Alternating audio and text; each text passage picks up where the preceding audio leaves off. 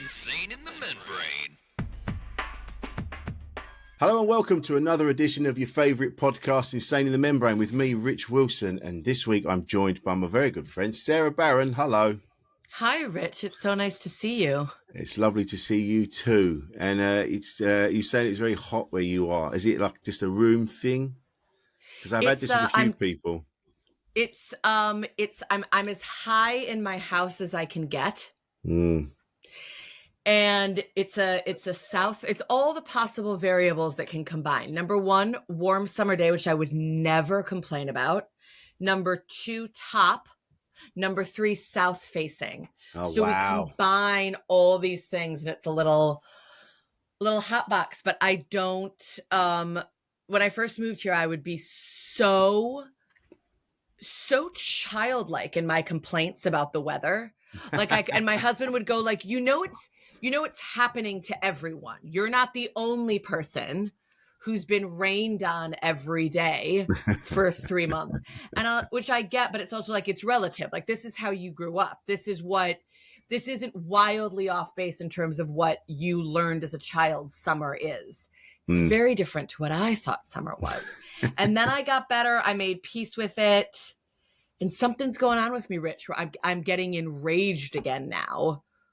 When Really? I think so.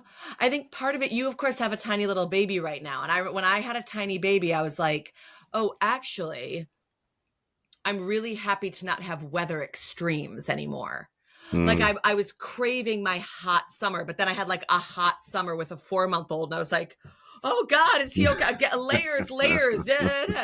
And same thing with like really horrific winters. But now that he's like a person and I don't have to worry about his temperature, I'm like, I think that's part of it. This has been a very bad summer, right? Like today is gorgeous, but it has been it's ridiculous. Shit show. So I don't know, but I'm very moody again. So all I can do is admit that I'm moody and then on a really nice summer day, not complain. I'm not going to complain. I'm being very present in it. I'm enjoying myself. But it's hard, isn't it? When there's when you've got something, I don't know whether it is something niggling away underneath, right in your foundations. It just interrupts every single thing that's going on. Oh, I know. I just, my hair, some people, my hair does badly in the rain, I don't do very well with it. I don't do very well. But it's like the other day I was getting the train. I wasn't going very far. I was going to meet Dinesh Nathan, funny enough. And I've, even in my 52 years, I've never really seen rain like that came down the other day. And I'm just sitting there going, this is fucking mental. It's insane. There was a day in June where I took my son to school and I was like, I didn't wear gloves because it was June. And I didn't think I would need gloves on in June. And I was in a coat made of wool. And I was like pulling my sleeves down over my hands because my fingertips were so cold. And I was enraged the way you get enraged, like if someone's mean to you, but at the God, I don't believe in, that kind of thing. But that's it. I mean, I say this with Kate, and I have this conversation all the time where she does that. She goes, but it's June, it's July. We should be having blah, blah, blah. But we do live on an organic rock that doesn't really adhere to our calendar. And I feel like even Kate did say that it feels like the seasons have shifted along. But no one's admitting it. Even the people in charge of these things aren't telling us. They're going, oh, it's because there's carrier bags. It can't be that. No. I'm done. But I don't want to get into this because today I'm being present in the warmth. It's nice. I think that's it. That's it. I think now we have to just take every day as an individual day rather than a block of days. Like, this is supposed to be the summer. We go, oh, it's a nice day today. Maybe we'll get out and do some things. Yes. Yes. But it's funny, like you say about when you had a little one in the summer.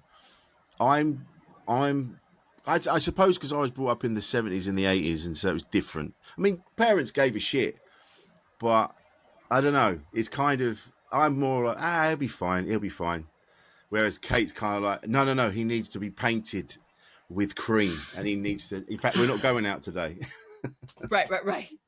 But I think that like I was like that when Gene was tiny. I remember this thing of like stripping everything off him because he was so hot and thinking his face would fry. Whereas now he will say to me, he's like a real rule follower.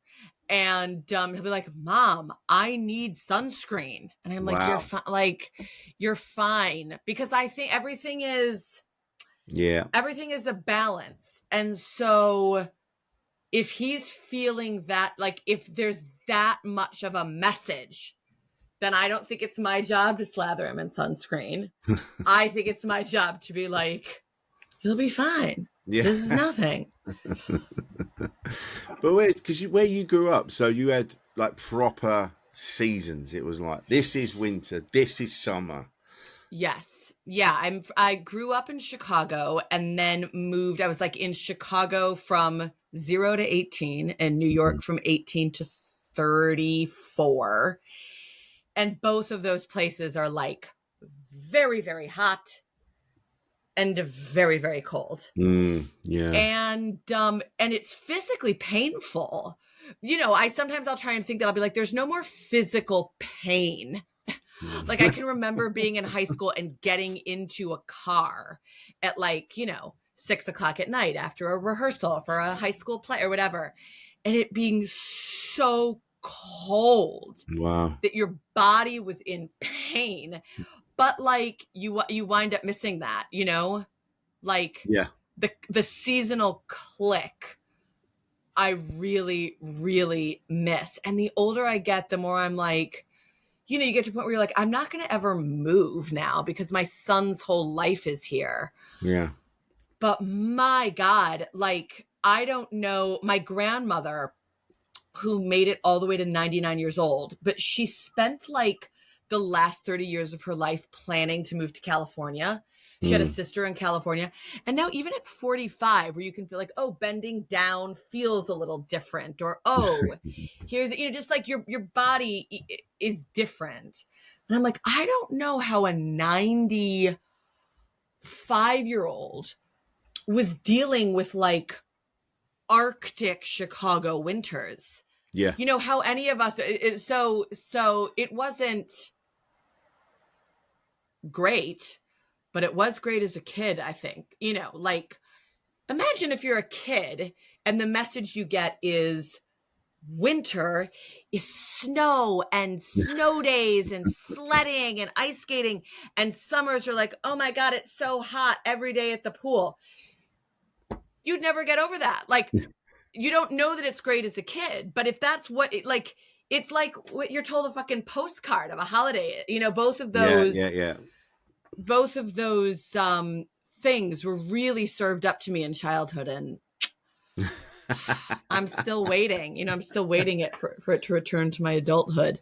The amount of movies I've seen, American movies, and they're digging the cars out of their driveways. Yeah.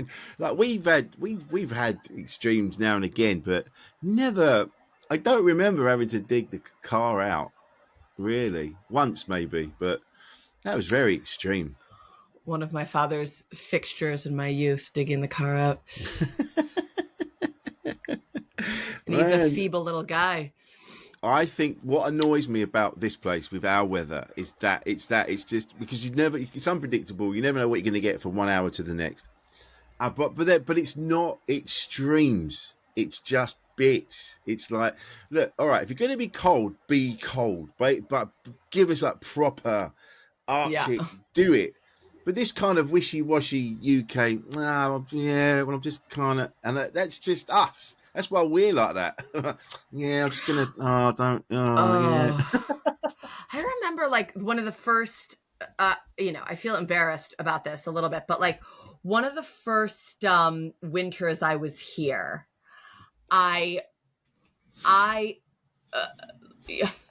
I feel talking about this always feels funny, but like I had put on some weight that I wasn't comfortable with. And so I decided to go on a diet.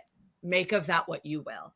And so I did one of these things where it's like you have for like a month, you have all the food you're going to eat that day delivered to your doorstep. And so every morning you sort of go out and pick up this little thermos thing whatever. And I remember every day it was wet because there wasn't a day. It didn't rain. And it wasn't like I spent a summer once in Oregon, and it's like it rains every day in Oregon. It's like, yes, it rains every day in Oregon, but for like an hour. And then it's like gorgeous and sunny. And then, oh my God, look at the mountains. This is not what I'm fucking getting here. Said with respect and love for the NHS and the much less expensive education, which is part of why I live here, but the weather. We just, I know I was out the other day and where we live right by the sea. It's beautiful. Okay, so you're getting some good scenic shit over there. Yeah, we get some good shit. And then but that's there. And then you turn around and you see all the crackheads and you go, okay, yeah. Quite the juxtaposition. Do you guys think you'll be in Brighton forever? Funnily enough, we're moving on Monday. We are moving. Yeah. Where are you moving to? So we are moving to the West Country for a bit. Are you? I'm so sorry. Did that just make a noise? My computer just made a noise, which I can. Right. Didn't hear it. Okay, sorry. So you're moving to where in the West Country are you moving? So we're moving to Shepton Mallet initially because Kate's amazing. Like she's absolutely smashing it as a mum, but she needs a bit more help. Sure. Because we're gonna go move into it with her mum for a bit and to get some money together because it's a bit. It's a bit tough at the minute. So we're going to go there. We're going to regroup. We're going to save some money, and then we're going to move. We're hopefully going to live in Frome, which is not far from there. It's about 45 minutes from Bristol, and just start again. That's gorgeous. Congratulations. Yeah, thank you. So that's what we're doing. As much as we love it down here, the transport system is so bad. It's so bad. I hate it so much, and it drives me insane. So I'm like, no. Whilst we're traveling comedians, we can't live here. You just can't. No. It's insane. It's fun. I went out to the West Country for the first time 2 weeks ago. So I took the train from London Paddington all the way to Falmouth in Cornwall. Oh, wow. And I've never been out there before. And I was like, I just stared out the window. Like I thought to myself at one point, there was like some work I needed to do that involved watching some stuff on my laptop. And I was like, I can't look at my laptop with this landscape going past my face. It's really spectacular. And I think like, I always, when you talk about sort of Kate being like, we need a little extra support around. Like I always really wanted 2 kids. I just have the one. And when when it was really down to the wire of like, okay, what are we doing here? I am now 40, whatever ages we were like, what is the fucking plan? Yeah. And I just had to eventually say like, we have no support. We have built up a community. You have but my parents are in the States. Jeff's family is in Wales and partly dead. We don't have, his mom is the one. The point is there's no one. There's no family. Shit. Yeah. And that's okay. But that really makes a difference as if you have a job and a child, in terms of and ambitions in your job. Like you just can't, it's so much for 2 people. Yeah. And it's just hard because, Kate had to get going again after COVID. And so she's just starting to get back out there. And because she's not really earning the money yet. And I am. So I can't really say, well, look, I won't gig tonight. You go. So now it's tricky, and she's been amazing. Like she's taken the baby with her, and she's done, and that's the other thing as well. It's all on Kate to deal with. Like I do my Yeah. bit, but because I gig far away, I can't take him with me. You know, she's got a No. great support network of friends, but Yeah, but it's not friends are everything yeah, in all way. Like I find in a day-to-day, my friends are more important than family, but you can't say to, if I say to my friend who's like, I'm here for you, I'll do anything. And then you're like, I'm so fucking sorry to ask, is there any way? And it's like, I can't tonight. I'm doing 17 different things because I myself have 2 kids. It's just, it's just too much. And I remember like Jeff, my husband, used to, like, when my son was as old as yours is now, Jeff was on the radio. That's right. Yeah. And there was just a day and I wasn't working. I had that luxury, and there were a couple years where I just didn't earn any money. Yeah. And yes, that freedom, like, what a luxury. Grateful for that luxury. Also, it made me profoundly unhappy. I wasn't like, and that's because of where you're at when you come into that kind of situation, So what a lucky thing to be unhappy about, but it also made me feel so sad and so lost. And I remember one day, how old is Bodhi now? 7 months. 7 months. Yeah. So he, like, Gene was, maybe it was like he was like 2 months, it was sort of still that newborn thing. And I remember he nursed nonstop for something like 8 hours. Like, it would be like I'd have him on one boob and then switch him over, like every 20 minutes. And then and a friend was like, I was like, he's been nursing for like 3 hours. And they're like, well, he just needs it. Follow his lead. And you're like, okay. But like every 10 minutes, it was, and I'm not kidding. It was, I remember saying to my husband at the time, this isn't like, oh, I'm just sat around. Yeah. Well, it felt like holding a bomb for 8, and he was on the air, and it had gone. It was like hour 9. I was into the 9th hour of every 10 minutes, trying to make this kid, and I called him sobbing like I would be sobbing if I found a dead body, like so past the point of no return. And he's like, okay, I'll come. We'll do something. I'll come off air. I will be in the house in 20 minutes. Wow. And it's like, you can't, these are these little tiny details where it's like, you hear, oh, it's so hard when they're young, and I'll look at Kate's social media and I'm like, oh, that baby, they're so rich. I want, when can we bring the baby? We're in Bracknell tomorrow. Can you bring Bodhi? I'll show up. Can I just hold it? Because when you're not in it, it's just like, oh my God, what I would do for him to be 7 months old again. Let me like hold his butt. Oh, my baby. But when you're fucking in it and there's financial pressure and you're not sleeping, it is so much. Yeah. Yeah. It's just so much. People, you don't, like you've just said, it's not, like you said, you're not just sitting there. It's that constant, especially when they're having a day like that. I mean, I was doing a gig in Brighton, and Kate, she'd gone, that was it. She dropped me off, and then she was driving back, and then she got back to the flat, because we actually live in Worthing, which is like, it's like half an hour, 45 minutes away. 40 minutes away. And she got home, didn't have the keys. I had the keys. So she had to come back. And then on the way back, he just had a meltdown, and then it was and then Kate was just sobbing. And she's like, I don't know. And then she rang me. So I gave the keys to someone. I mean, oh shit. So I'm in the gig, and I'm doing like a panel show thing. Oh, like, Rich. Fuck. All right. Listen, I've got to give these keys. And it's someone, I'll run them down. Because they knew Kate. So then they ran the keys down. And then I got the phone call again. And she said, you need to come out now. You need to come out now. So I'm like, all right. So I came down, and then she was just in bits. She goes, I can't handle this. I didn't have the keys. You had the fucking keys, and you didn't have and then he's had a shit, and he's crying. I can't stop him. And this is that. And I, all right. Stop. Okay. So I've just binned off that. And then like, right, let's just go. Because it's all day.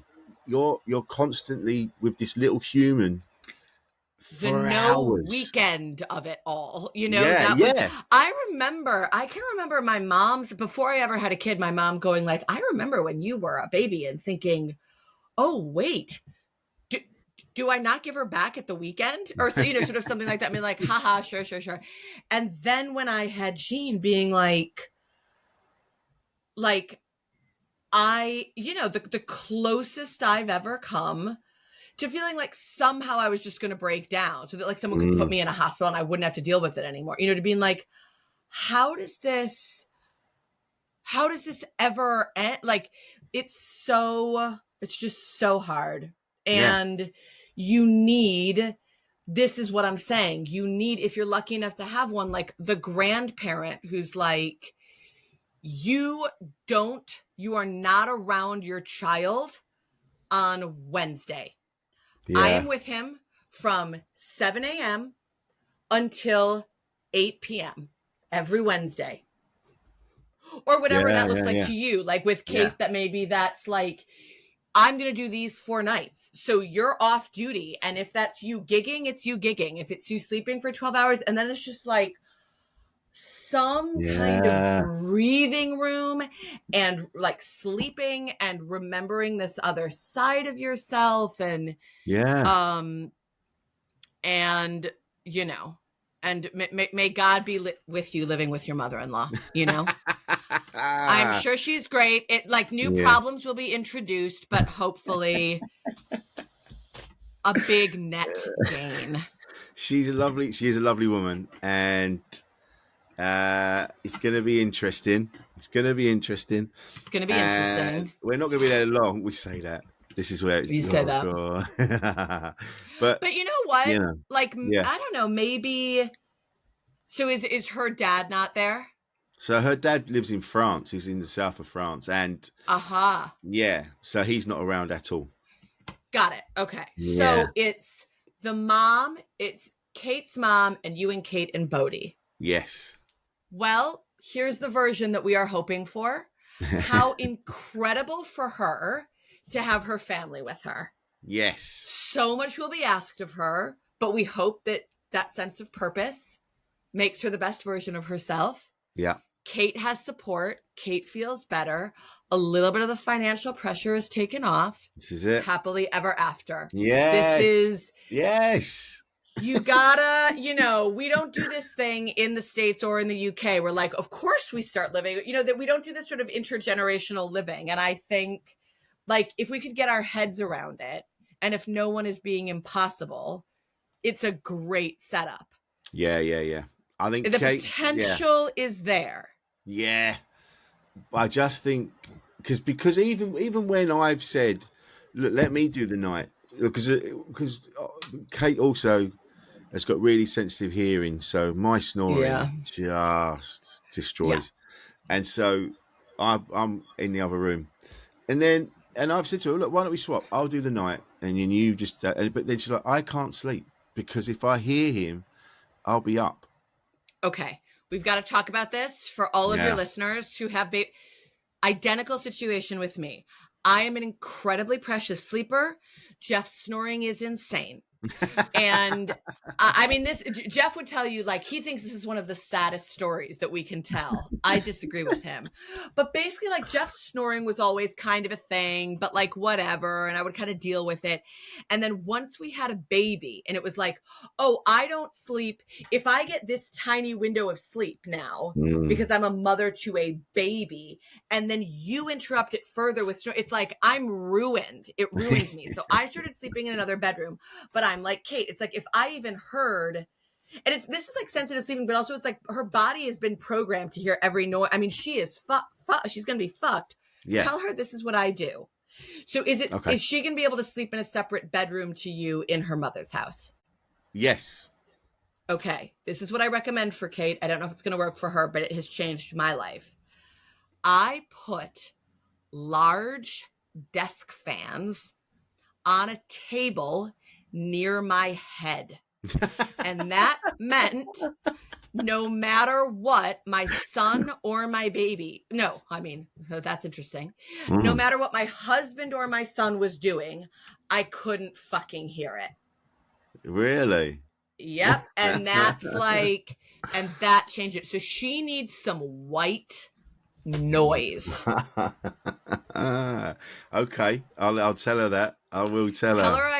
Tell her I mean, and even if you don't snore, then she sat there going, he could start any second and fuck me. Yeah. So yeah, desk fans near the head. Man, I fall asleep really quickly, and so when I'm in there, we have to say, "Don't you dare fall asleep before I do," and I can't. God. I sleep. I just go. You go. I go in mid sentence, and I'll be going, "No, yeah, I'll stay," and then I'll be gone, and then yeah. I see it. Well, separate room. Yeah. She goes in a separate room. Is Bodie sleeping in his own room, or is he in with you guys? He's in with Kate still. We have got his separate crib, but because everything's just up in the air at the minute because we're moving. We were like, look, just put him in the bed. We'll worry about that later. Okay. Here's all I'll say, and then I'm done. Yeah. Just want to say, but this was me talking 7.5 years ago. Yeah. And we set up this situation where, because the sleep was so chaotic and so psychotic, we got into this habit where Jeff was on duty from like 7 a.m. to 11 a.m. He was working full time, but that was his window. Yeah. And so he would try and get Jean out of the house, and I would have those 4 hours on my own in my house. And it was the thing that kept me from a breakdown, essentially. Yeah. Because it wasn't like, but what if I hear? It's like, you're not going to hear him. They're out walking. They're in a baby play, whatever. And again, anyway. Then our neighbors who own a construction firm, they started doing serious home renovations, and I am not exaggerating when I say that from about 10 feet from my head, oh my God, a jackhammer was going every day at the only window I had. So I cannot tell you, like, it was the closest I ever felt to feeling like, oh, someone's going to put me in an asylum. I cannot do this. So because it got that extreme, Jeff did not know what to do with me. We were getting robbed because I couldn't remember to close our front door. Like, oh, wow. I was so far gone. We got burgled like twice in 2 weeks. I was losing my mind. And so he was like, we're hiring someone. I don't know how this is untenable. So only for this reason, we wound up getting a sleep specialist, which was like for Jean, but sort of wound up helping me too. And we would never have done it. It's a lovely little message about life, because I look back on like how chaotic our sleep was. And I'm like, if it hadn't gotten that bad, we wouldn't have done something to fix it. Yeah. And if we hadn't have done something to fix it, Jean's 8 now, and I have friends who were like, he doesn't sleep that well, but we're going to get through it. It never, it never sorts itself. The kid who doesn't sleep great at 2 is the kid who doesn't sleep great at 4, who doesn't sleep great at 6, who doesn't sleep great at it's forever. It is my anecdotal evidence. And she came in and she was like, I'm a whisperer, and I cannot promise you this kid is going to sleep past 5, but I am promising you I can get this child sleeping from 7 p.m. to 5 a.m. Wow. on his own. And she did that, and it completely changed my life. Yeah. So I say that if Kate wants her number, she and I can talk at some point. I think she might, because you're going to settle into your new life, and then we'll talk. Yeah. Because there was what happens is so the other day Kate came in and she was buzzing, because she was like, he slept through. He went to bed a bit later, about 8 or 9, but he slept through until 5. And she said, and this is amazing. And then last night I woke up this morning in the other room, and I went, oh wow, yeah, okay. I didn't hear anything. She went, he was up every hour. she even came in. We got the coffee machine that heats up the milk, and she said, "I Yeah. used that twice," and I was like, "I didn't even hear it." Oh my God. And then she's so annoyed at you that you can sleep So all through annoying. that. So annoying. I remember Jean was born in April of 2016. So Trump got elected as president almost exactly 6 months later. Wow. And I remember Jeff going, do you know what? I'm going to stay up with him all night. I'll do the night because I'm going to stay up all night and watch all the election stuff. And remember at the time it was like, Hillary's got this in the bag. We're all fine. And so I had the best night of sleep I had had since I'd been like 7 months pregnant. Wow. I woke up like, just heaven. I come downstairs. I'm like, this is me. I'm me again. And Jeff went, good news and bad. It's like, the good news is how you feel. Bad news is Trump is your president. I was like, I don't care. I couldn't even register. I was like so happy. I was like, do you know what? I think it'll be fine. I bet you're wrong. I bet that's misinformation or whatever the fuck, but that's how buzzed you get off a good night's sleep at that stage of your life. Yeah. People don't understand how important decent sleep is. And I didn't realize this until doing this podcast, talking to people, and it's when your body fixes itself and it regroups and it gets to and then it prepares you for the next burst of energy you're going to have in the morning. And if you start, because I've not been sleeping very well for ages, and you start to hallucinate driving back from gigs, and I've had to stop so many times because I'm nodding off. Yeah, it's terrible. This is. I hope that passes for you as Bodhi gets a little older. Do you remember all this stuff from when your big ones were babies, or was that too far gone, or you were so much younger, your body just responded differently? You just bounced. I remember being up. Because it wasn't because I had a day job. I was a delivery driver. But we were still arguing about whose turn it was with the baby, and I'm like, I've got to be up in the mornings. I don't give a shit. You deal with it. So I do remember watching lots of videos. I remember watching lots of In Excess videos in the 90s, lots of music videos, just sitting there feeding the baby. But I don't remember it being as. It must be an age thing, because I don't remember it being as brutal as it is now. So it's definitely an age thing. Whereas then I was 19, 20, so I used to exist on 2 minutes. God, and also just like what your expectation of your life is at 19 is so different, because it's like you don't, that's so young, you're not, I don't know what it felt like in terms of a loss of freedom. Yeah, a bit of that. Yeah, later on. Yeah, it's so interesting. It was at the time. It was so interesting. Growing up, you were just told, well, you're going to get married and you're going to have kids, and that was going to be your life. So you were like, well, that's what I've been told I'm going to do, so that's what I'm doing. Yeah. And it's not till later on when you start to get a bit older and you start to look around, you go, oh, no, there's more. There is more than this. But I didn't realise that. And then so the resentment sort of started to kick in a little bit. And then we just spent the 90s breaking up and getting back together and mucking around and all that, because we were children 19. But when you've got, like you said earlier, like the weather's being a pain in the ass, you've got the neighbours suddenly doing work, you've got this, that and the other, it's so hard not to take it personally. You do think there's a vendetta. The amount of times I've said recently, whoever's got the voodoo doll, I'm going to find them. Something needs to fucking stop, because this is bullshit now. And it's funny, isn't it? Because like, I'm not religious. I don't believe anyone's making any, anyone's making any choices. And you sort of, intellectually that, like, it's just good luck and bad luck, a good roll of the dice. I bet that's all it is.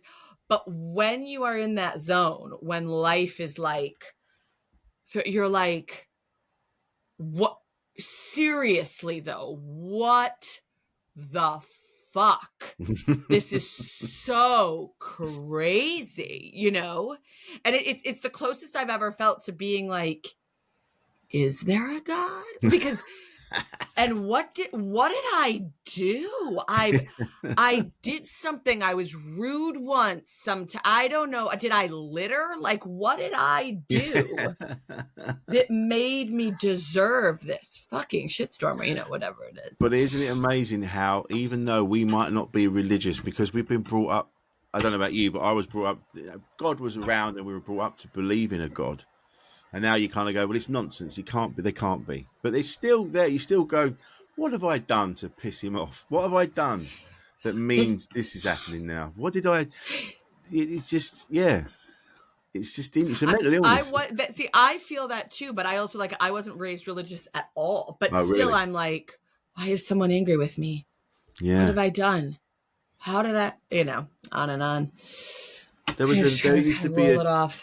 There was I can't remember his name, but I think he was a Dutch comedian, and he said he was tipping. He said because I was tipping bolognese sauce or something through someone's letterbox, and I was thinking, wow, they must have done something really bad somewhere to be having this done to them. So funny. That's really good. It's a nice little bit, and just have those moments where you feel like you're at the bottom of the dial when it comes to luck. Yeah. And it's really difficult. Like, you see loads of videos online. I get inundated with videos about how to deal with narcissists, how to deal with weight loss, and how to be positive and more present. And they all sort of say the same thing, like, take a moment to appreciate what you do have. And there was this guy talking about, I've got all this money, I'm really rich, but I've found out it doesn't make me happy.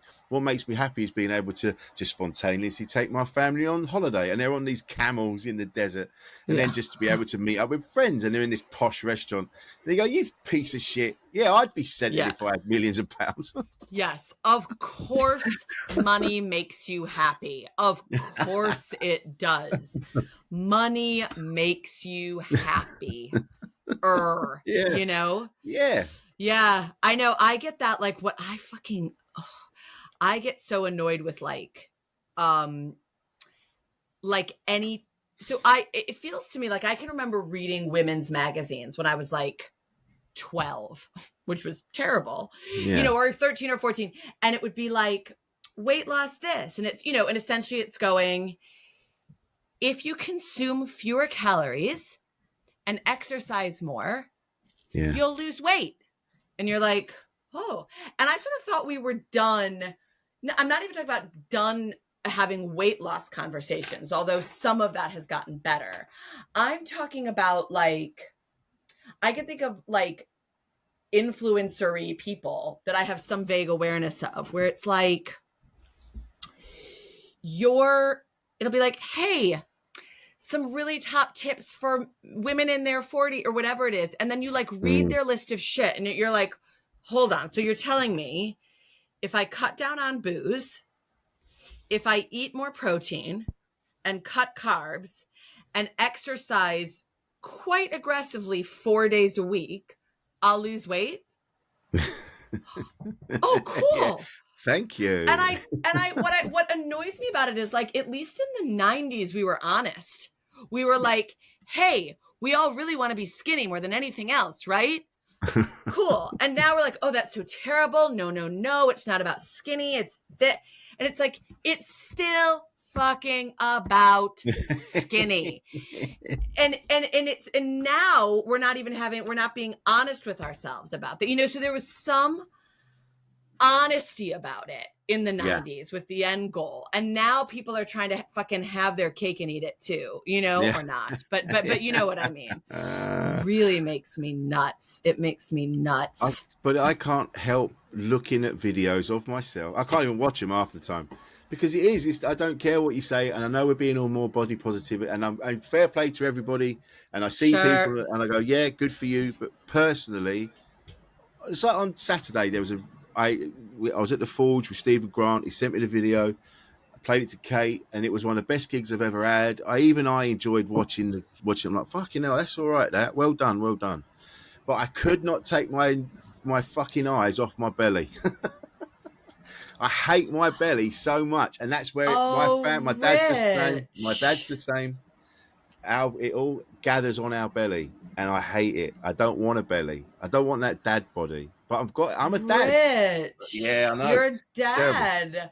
I know. I want to say two things on this. One, I saw some Facebook posts of a gentleman I used to know, if you know what I'm saying. Uh-huh. And he took a picture of himself, very thirst trappy, right? So like he was clearly at the gym, like leaned. Oh, so the perspective was he's fucking you right now.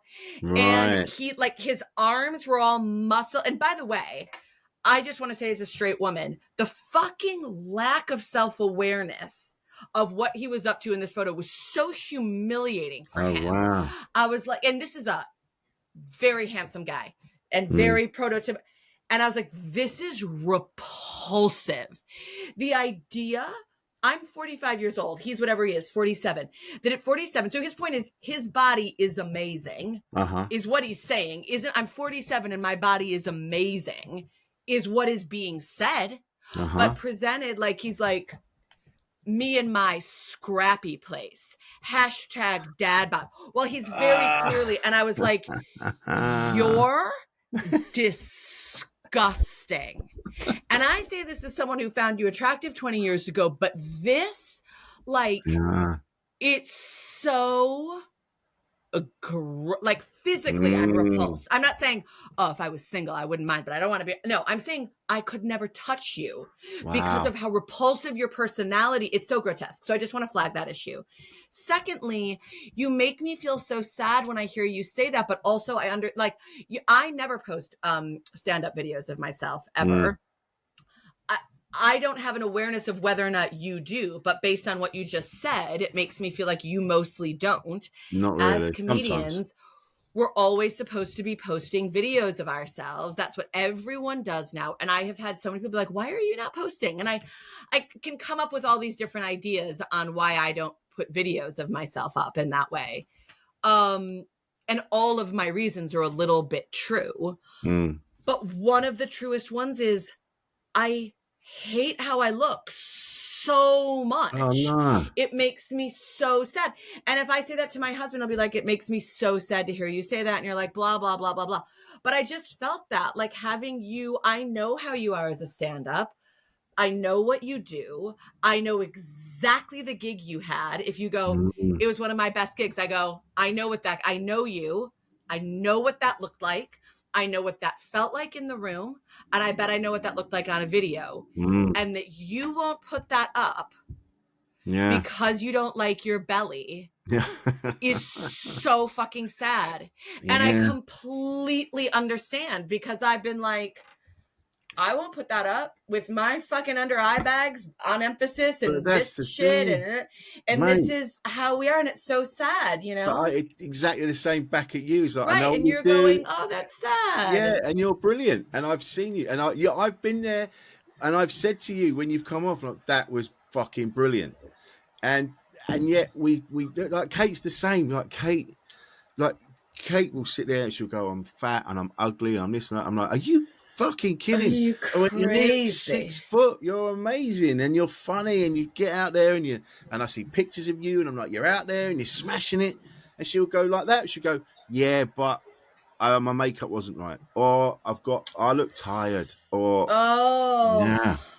It's hard, isn't it? It's really, I am going to really take from this conversation that both of you two beauties are feeling that way. Because actually, I haven't spoken to anyone else who said, I don't do it because I hate how I look. Yeah.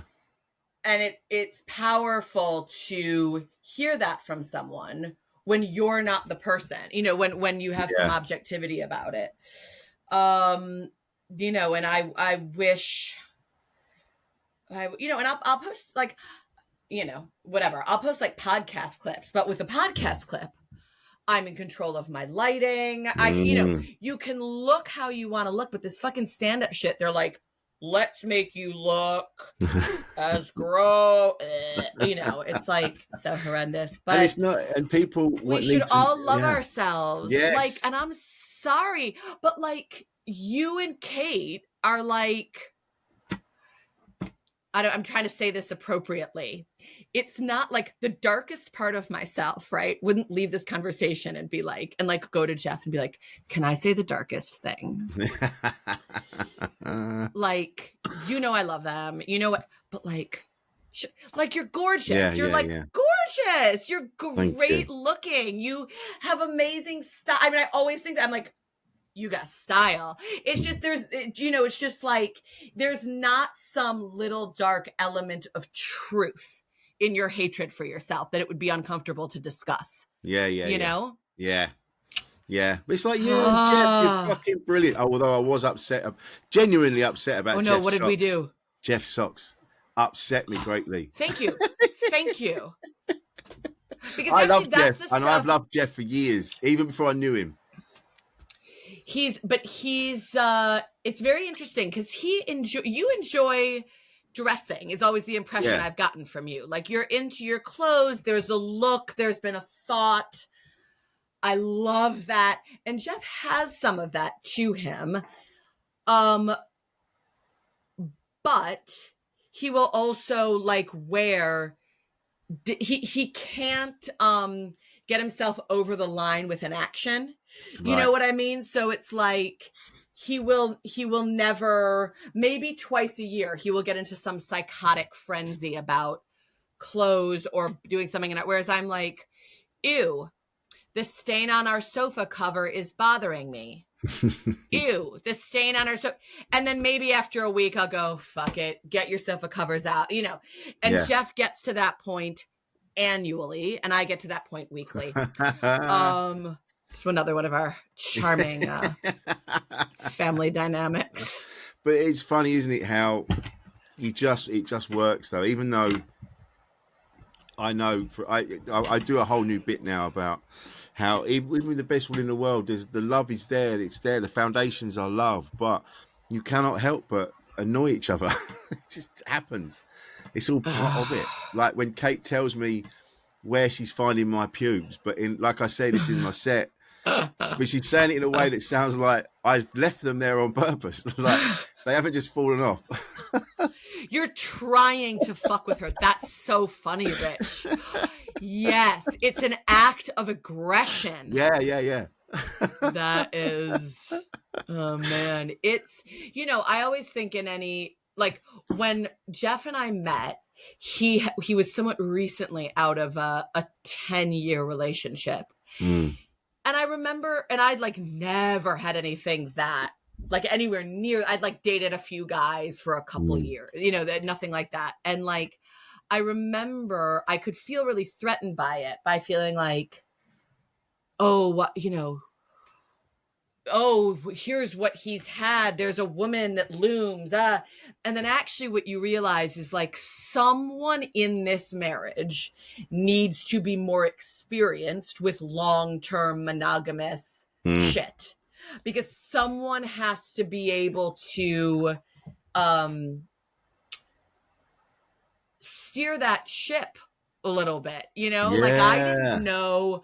God, I just didn't know anything about getting older with someone, and he did, and that was useful. Like, all right, I didn't know that his hair, like his pubic hair, like showing up, or like the shit I was supposed to fucking have to see. I remember thinking like whenever I was still very much just like a lady dating, or even someone with like a boyfriend I'd been with for a year or whatever. And I would look at my parents and be like, I don't understand, like this and that is on some kind of similar continuum, but I don't understand like what the steps are, And I think it's good in different, like someone's got to be more seasoned at something than someone else. No, it's good. helpful in the end, you know. Kate Ideally was both. the same. Yeah, Kate was the same. She hadn't been in a long-term relationship. She dated and she'd lived with a couple of people, but not for long. This was the first time, so now she's getting used to that. It's like, you know, it's like when you're in the, she's like, you're in the bathroom again. I'm like, it's the next day. I live here. I have to be in here. And then she's like, oh, it stinks. I'm like, yeah, if it stank in the I'm a kitchen, then you'd have a person. problem.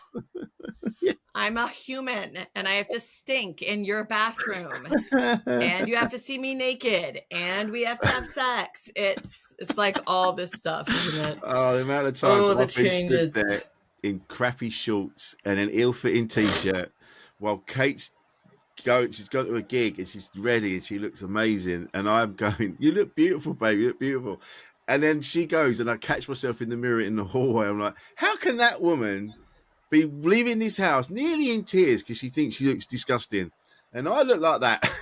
And she's asking me, she's apologizing to me almost. I'm sorry I look like this. Oh, It's crazy, man. If we all didn't hate ourselves so much, we'd be with such better men. Yeah, you would. You see, you fucked yourselves with your low self-esteem and your bullshit. Exactly that. So you're taking a show to Edinburgh. Is that right? I'm taking a show to Edinburgh, yes. Where will you be in Edinburgh? I will be at the Monkey Barrel every day at 4:45. My show is called Anything for You, and it is about my extreme aggression toward my mom. Ooh. Lovely. Yes, I'm up for the last week. I'm going to come. I've got 2 days off. I'm coming to see that. Please come. Yeah. Please come. Please come. I was I feel hard. I don't identify with people who go, yeah, I really like my show. I'm like, you like your show? I hate everything. But I will say, like, I've worked the structure of this piece of shit harder than I've ever, like, basically I did a show the other night and two of my closest friends who are two of the only people. I'll ask anyone. I'll ask any comedian who I respect, and there are many, like, this is a shitty line. Do you have a better idea? Anyone. I'll ask that of any of our friends. But I almost never go, structurally, this is broken. What do I do? Because I don't think that many people know how to do that well. No.